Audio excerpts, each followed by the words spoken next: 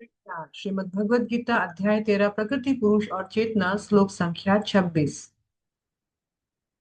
अन्ये तु एवमजानन्तः श्रुत्वान्ये उपासते ते अपि चातुर्यन्तेव मृत्युं श्रुति परायणा। ऐसे भी लोग हैं जो यद्यपि आध्यात्मिक ज्ञान से अवगत नहीं होते, पर अन्यों से परम पुरुष के विषय में सुनकर उनकी पूजा करने लगते हैं। ये लोग भी प्रामाणिक पुरुषों से श्रवण करने की मनोवृत्ति होने के कारण जन्म मृत्यु के पथ को पार कर जाते हैं। इस श्लोक में भगवान श्रवण का जो पावर है और किससे श्रवण करना है वो भी बता रहे हैं। भगवान यहाँ बता रहे हैं तो श्रवण किससे करना है, तो ऑथोरिटेटिव सोर्सेस से करना है, प्रामाणिक पुरुषों से श्रवण करना है, अरे गहरे नत्थु कैरो से नहीं। जो चार परंपरा के अंतर्गत आते हैं उनसे सुनना है। तो यहाँ सुनने भगवान के बारे में श्रवण का जो महत्व है वो बताया गया है। और ये श्रवण जो है सिर्फ प्रामाणिक व्यक्तियों से नहीं बल्कि श्रद्धा पूर्वक भी सुनना है। तो क्या बताया गया है, अगर कोई इस प्रकार से प्रामाणिक पुरुष से श्रद्धा पूर्वक श्रवण करता है तो वो उस मनोवृत्ति के कारण जन्म मृत्यु के भव सागर पथ से बाहर निकल जाता है।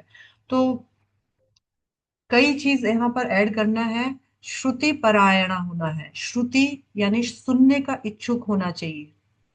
अगर हम इस भगवान के प्रति, भगवान की लीला कथा, भगवत कथा सुनने की उत्सुकता है, उत्कंठा है, लेकिन किससे सुनना है? सबसे नहीं। जो प्रामाणिक स्रोत है, प्रामाणिक चार गुरु शिष्य परंपरा से आते हैं, अगर हम इनसे सुनते हैं तो श्रवण निष्ठ होने के कारण हमारे अंदर श्रद्धा तो थी, लेकिन शुद्ध भक्तों का संग होता है। सुनना मतलब उनका संग करना, और उनके संग से हमको उनके हृदय की भक्ति हमारे हृदय में ट्रांसफर होगी। उस भक्ति से फाइनली हम भगवान को प्राप्त कर पाएंगे। इसीलिए कली युग में श्रवण को बहुत उत्तम स्थान दिया गया है। सुनिए।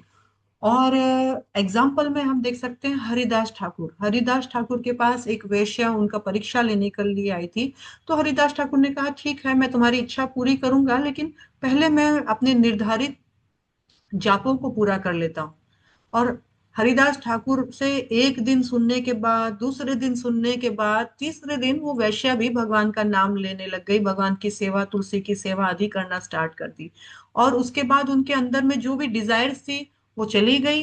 और उन्होंने एडमिट किया कि मैं आपकी परीक्षा लेने के लिए आई थी, लेकिन आपके संग से, आपके द्वारा उच्चारित हरे कृष्ण महामंत्र, हरे कृष्ण कृष्ण कृष्ण हरे हरे, हरे राम राम राम हरे हरे, जो कलयुग का युग धर्म है, महामंत्र है, उसके श्रवण से मैं, मेरे अंदर भी शुद्धता आ गई, मेरे अंदर भी भक्ति आ गई। तो पावर ऑफ हियरिंग फ्रॉम सच्चे साधु से is that we get love of Krishna. और कृष्ण प्रेम प्राप्ति के बाद भगवत धाम जाना या भव बंधन से छूटना बहुत आसान हो जाता है। हरे कृष्णा।